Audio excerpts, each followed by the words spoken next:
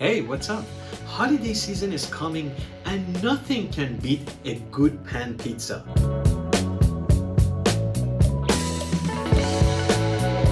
I mean, with a big tray, you can feed your whole family. What is better than this? Today, I'm gonna show you my favorite 3 pan pizza recipe.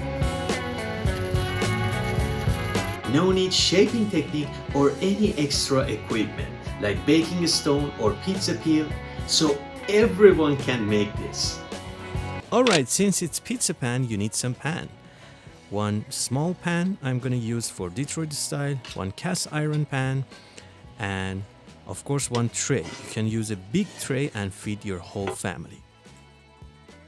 To have a tastier and crustier focaccia, I'm gonna use poolish. 12 hours in advance, I mix flour and water and 1 gram of yeast. Now I'm gonna mix my dough. Add the poolish to the water plus salt and flour. And of course a little bit of olive oil. Check the caption and description for recipe. Once it's come together, let it rest for 30 minutes. Wet up your surface and bring it on the surface. Few slap and fold. We won't just bring it together. As you know me, I'm lazy. I don't need my dough. Round it up and it's come together beautifully. Let it rest for 1 hour. After 1 hour, bring it on the surface again.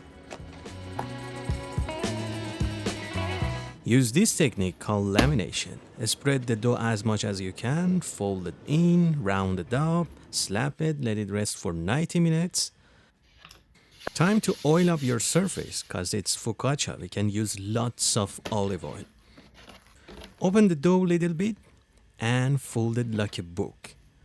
That's how we stuck all of that beautiful air and bubble inside of the dough. Beautiful, look at it. It's like a baby. Please use baking paper or oil up your tray. Later you will find out. Cover it, let it rest for 45 to 60 minutes. After that time, we can open the dough a little bit. Try to reach to the edges. Let it rest for another 45 minutes. The dough is relaxed. Time to use generous amounts of olive oil. And the most satisfying part, fingerprint.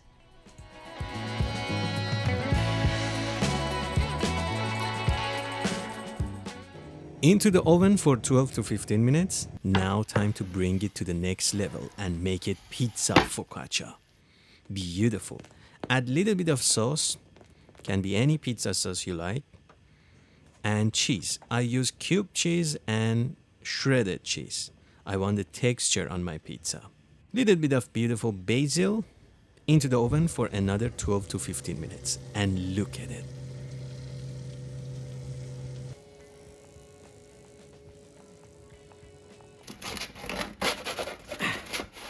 That's why I said oil your tray up or at least use baking paper. Look at it. It's a disaster. But not a big deal. I can have that crispy edges. Little bit of olive oil and fresh basil. That's it.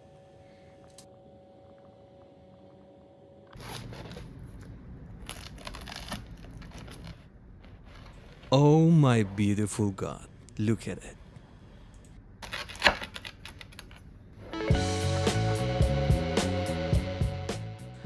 I'm gonna use the same dough for my second 2 pizzas. Water, sugar and yeast. No time for polish, sorry.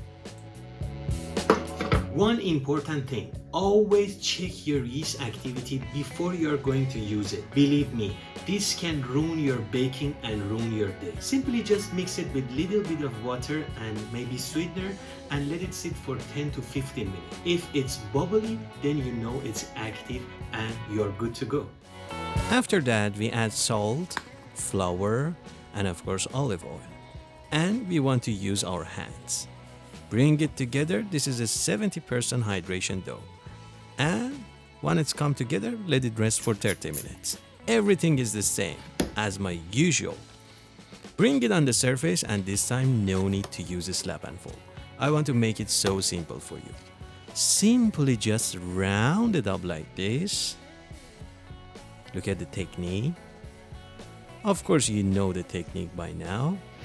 Slap it and into the bowl, let it rest for another 45 to 60 minutes. time to round it up one more time. We want to bring tension to the dough and let it proof until it double in size. Divide the dough into 2 pieces, pre-shape, bring your cast iron, oil it up, oil every single part of it, transfer your dough, be so gentle. At this time we don't want to use all of that air. And this is the second one. I'm gonna pre-shape my Detroit style pizza. Oil the pan, into the pan and let it proof. Meanwhile, we can make the sauce. Little bit of olive oil into the saucepan, plus garlic. You can add onion, anything you like, plus your favorite canned tomato. Wash it with little bit of water. Add the water, salt, sugar. You can add thyme, anything you like. Plus olive oil. Let it cook not more than 20 minutes, and this is the consistency that we want.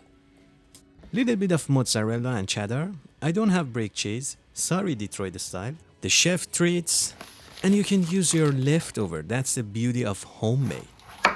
I had some leftover yellow and red bell pepper. I think it's look colorful on pizza. Beautiful. Shape your Detroit style pizza. The dough is too much for this pan. I add too much cheese. Later you will find out why. The sauce on cheese, that's the beauty of Detroit style pizza. Better to use original pepperoni, but that's all I got. Last but not least, cast iron pizza. The dough is relaxed. Bring it to the edges, open it a little bit. Be so gentle. Go ahead and stretch it and make it wider a little bit, like so. And the trick is we first cook it on the stove to make sure we have crispy edges and bottom, then transfer it into the oven. Add the cheese on top, little bit of the edges, so we have the crispy cheese later. Your toppings into the oven. And when I said I add too much cheese and the dough was too much for this pan, I mean it. I have smoke everywhere in the house. It's not that bad, and since it's homemade, I'm gonna accept it. But if I had done it beautifully, like this one, I would have something like this. A beautiful Detroit pizza with crispy edges and very soft inside. What about cast iron? Look amazing to me. Look at those crispy cheese. Time to enjoy watching them.